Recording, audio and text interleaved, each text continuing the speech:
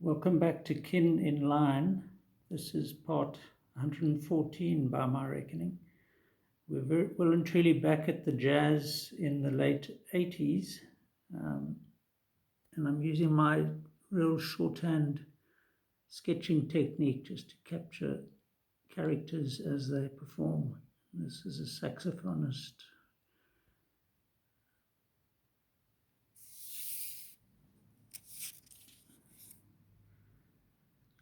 So these were late 80s. Apartheid was still in place, but we had a kind of a non-racial thing going, particularly at the Razzmatazz Club off Main Street. But also the bands playing at Walmer Gardens were mixed. This must be one of the patrons.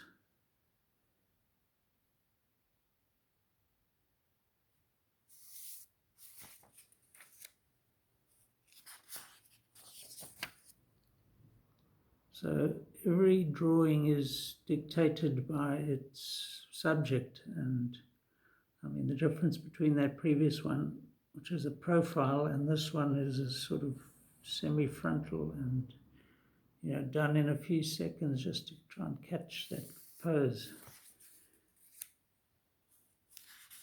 And here looks like a woman with a headscarf on or something. What I actually like about these drawings is that very sensitive line, particularly for the face, And I've said it before, you won't get that in a photograph or in a painting. It's line. It's the magic of the line.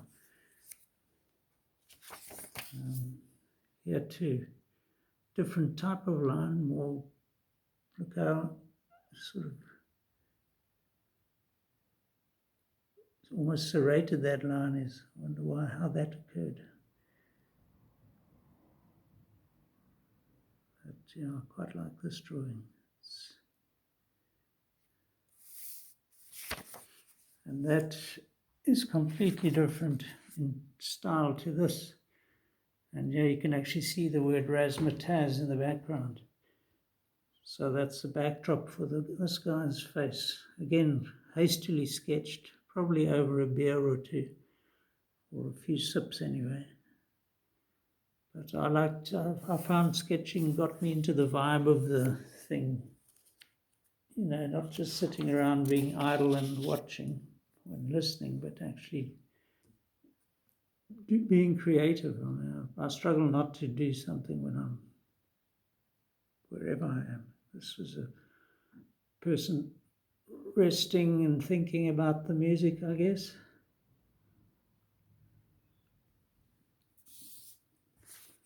So this was these fine little chunks, pieces of paper. I mean, it was a bit of a godsend really, because now I had paper aplenty to really just keep drawing.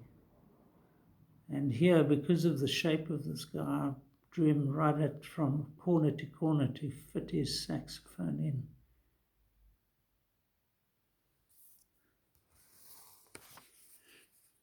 I mean, you can get a lot of detail in a small drawing like this.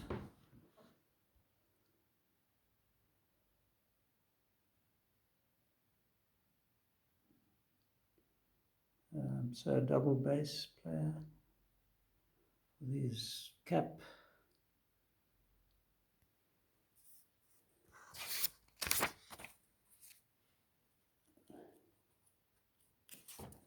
Another guitarist.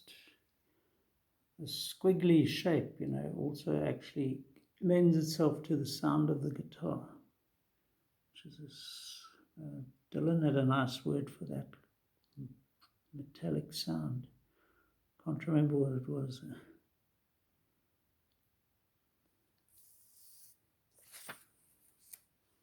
It's the sound Dylan was getting from his band in the mid to late 60s, mid 60s really. So this is, I think, that I mentioned earlier, there was a British expat who was a MD of a company and also a very good trumpet player. I think that's him. We'll see him on a few occasions. This is probably him again, using one of those muffling devices they shove in the end that gives it a haunting sort of sound. There's probably an official word for that. Here we got a bass player going again. Stand-up bass. Look at that face. It's just mere suggestion of a face.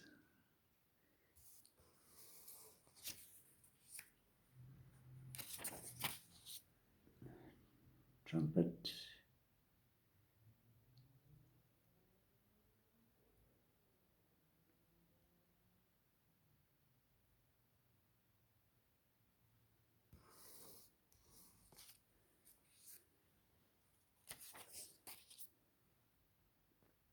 And the sax again.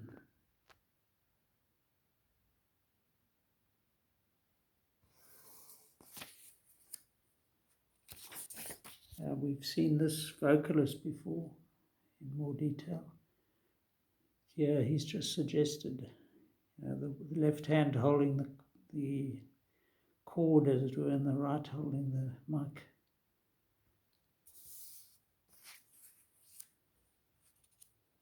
Here's a nice accurate drawing of a bass player, all done on about 6 square centimeters, if that.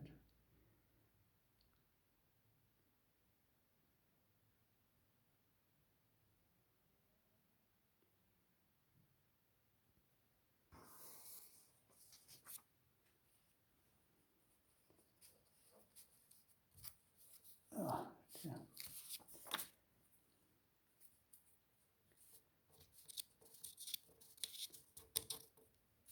Don't want to mess these things up, but I do.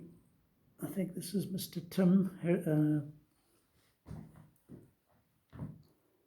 piano.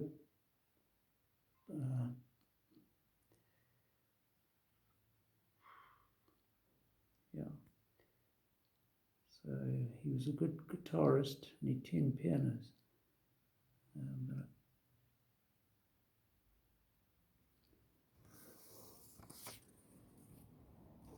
This could well be his son with Kevin, Tim, who looks like he's just been at birth. When they sucked him out, the top of his head extended somewhat. There's a face in there, and it's no face at all. It's a taste. That's what David Bowie sang. There's a taste in my mouth. This is quite a nice dynamic shot, if I can extricate him, of that same trumpet player. I really got him in action here. Look at those fingers just up and down, getting those notes out of a few. Incredible how many notes they can get out of just a few little thingies that they have to press down.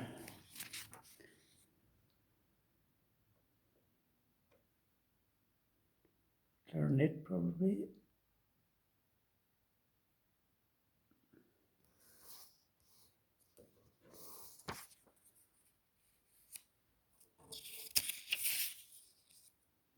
One of those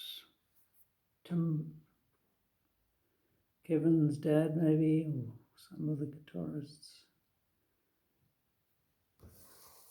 Got a whole concert here. I can almost hear the music. And I've really enjoyed this one. Something quite alien looking about this bass player.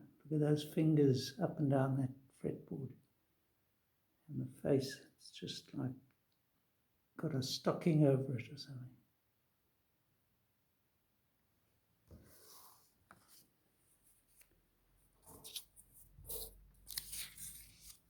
big. I know there's different types of sax, tenor, alto.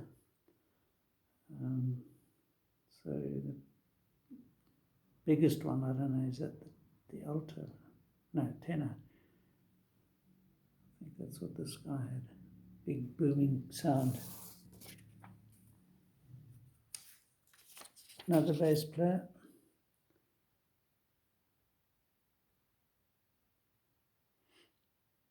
And again, the focus on those fingers.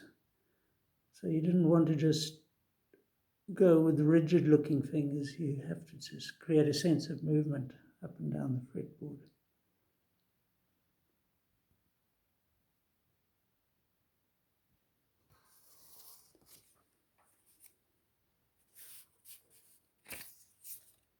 Oh, this was getting desperate. I got an Allied. Now this was before the Allied Building Society became ABSA Bank. Did I have any? I had one and nearly $2,000 in my account.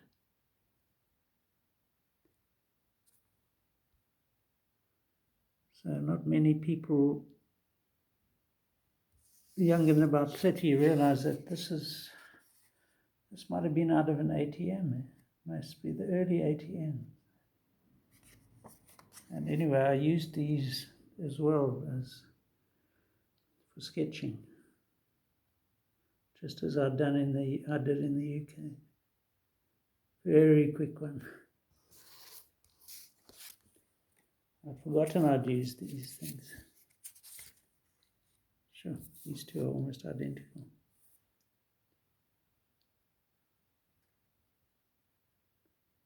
Must have done one after the other, same guy.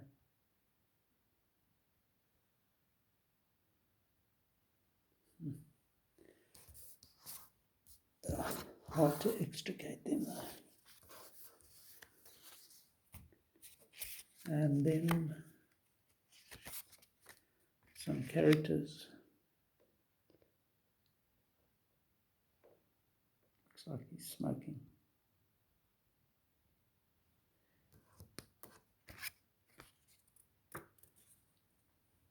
And another young character.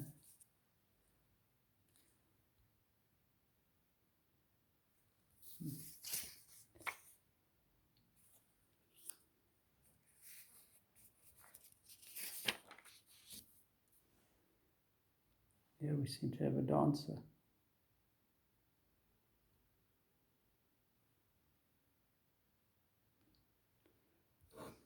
So I'm not sure what we're getting into here now. It could be something quite dark, eh?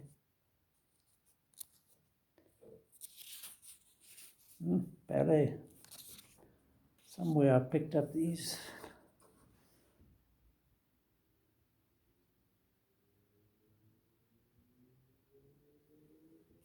Ballet people. Yeah, they don't belong with the jazz, eh?